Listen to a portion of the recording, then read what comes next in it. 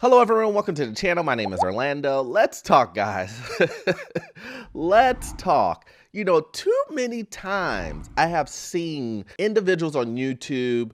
We've got Kris Krohn. I got $100,000 and I want to ask you, what do you think Warren Buffett would do with this? We've got Cardone.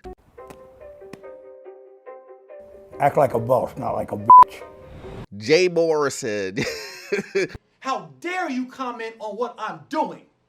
You should be ashamed of yourself. All these guys are creating these huge funds. Ryan Pineda. If you want to be a part of this deal as an investor, you can do that by going to PinedaCapital.com. All these guys are making huge funds for you to invest in so that they can take the funds that you give them and invest it into real estate. And one of the things that I want to comment on is I always ask individuals, why would you invest in that real estate fund instead of doing it yourself? And a lot of times, you know, I get comments or people send me emails and they say, hey, Orlando, what do you think about this fund? What do you think about this? What do you think about that? Should I invest in it? And I always ask them the same thing. What is your purpose for investing in this fund? Are you treating it like stock where you just drop your money into it, or crypto the same way? Are you really trying to learn real estate? And these funds that these individuals offer, it's you dropping your money in and then they do all the work, and then you are supposedly supposed to get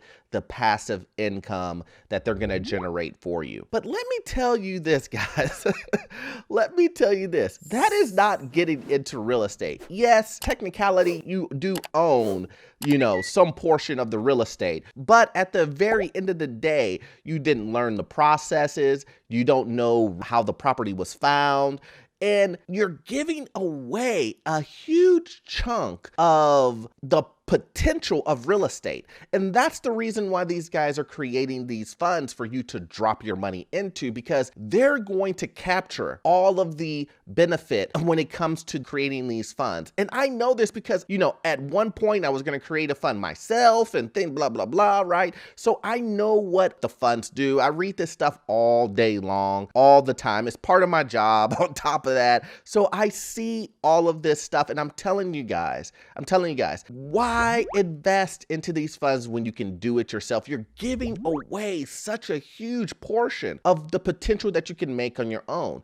Now, here's a couple of things. Not only are you giving away majority of the upside when it comes to real estate, but a lot of times you can get into real estate by doing things like the house hacking method that we talked about, where you move in on one side and you rent out the other side. Now, if you do that, most of the time you're coming up with 3%, 3.5% down. Now, isn't that better than giving away 50%?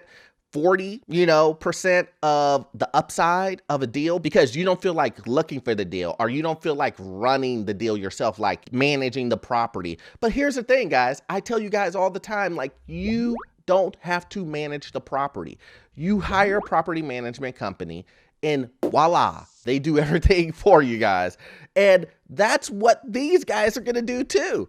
Do you think that you're going to drop your money into a fund and Grant Cardone is going to personally manage that property? No, he's not. He's going to hire a management team, and then he's going to manage that property management. So if you're going to do the same thing, you can manage a property manager. I promise you guys, you can do it. You just have to put a little effort towards it. Now, if you are one of those guys who say, I kind of want to get into real estate, I don't know, I'd rather just put my money in and not do anything and try to see what I can get out of it and gamble, then go ahead and do those. But if you are watching this video and you're saying to yourself, I want to get into real estate, I want to have the full 100% upside to it, and I want to learn through the process, then dropping your money into those syndicated deals, that's not for you. That's not for you. Now, here's the thing. You are going to have to do some education, guys. There's just no way around it. You have to educate yourself when it comes to real estate. Instead of dropping $50,000 with a Grant Cardone fund or a Kris Krohn, I think his name is, fund, right? Instead of dropping and giving all of your money away to them and saying, hey, invest this for me, or hey, put it in a property for me. Instead of you doing that, why wouldn't you spend $300-400 on education, on trying to get you to the point where you feel comfortable, maybe going forward into real estate. That seems like a high return on investment type of scenario. You spend $300-400 on some education, on trying to get into real estate, and then on top of that, before you drop $50,000 and just say blindly, hey, this person's gonna make me rich. Because I can promise you guys, that $50,000 or $40,000 that you're gonna try to drop into one of these syndicated funds, it's not gonna make you rich. You're gonna make a return on it, maybe, depending on the deal, but you're not gonna be rich. It's not gonna be like, oh man, I made $1 million.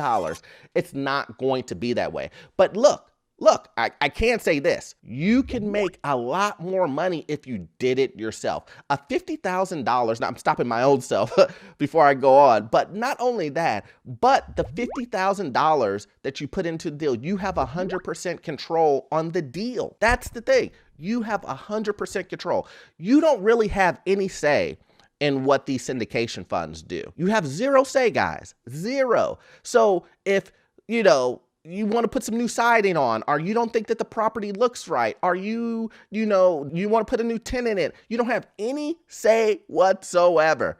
And to me, that's a red flag. I would rather, and I know you guys may think this sounds crazy, but I would rather succeed on my own or fail on my own. I'm not going to give my money to someone and then say, I hope I succeed. Well, I failed, but it wasn't me who failed. It was them who caused me to fail.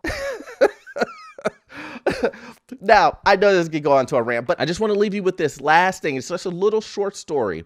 So my great uncle, I was telling him when I first got started in financing real estate, I was just a broker, and I told him that I was talking to a lender, and I said to the lender, wow, I really want to do what you guys do. You guys are lending money to people to purchase real estate. And you know what the lender told me? The lender said, Orlando,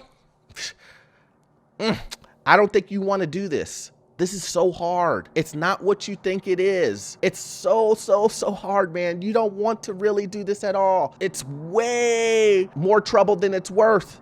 That's what he told me. And my great uncle said, well then, why is he doing it then? If it's so hard and it's so bad, why is he doing it? Don't listen to that guy. Don't listen to him at all. Matter of fact, that should give you more fuel to do exactly what he's telling you not to do, because he's doing it and making a killing. He's making a lot of money. He wants to keep you as the customer. He wants you to keep him, bringing him deals.